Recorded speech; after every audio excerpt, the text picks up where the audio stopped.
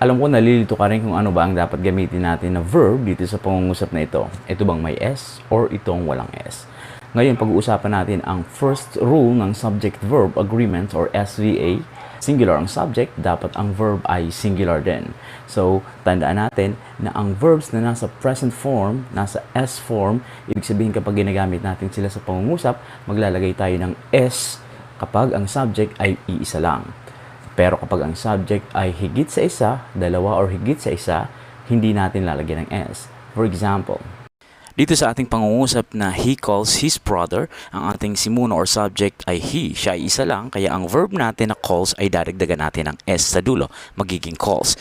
His brother ang ating direct object. Ang ating pangungusap, he calls his brother.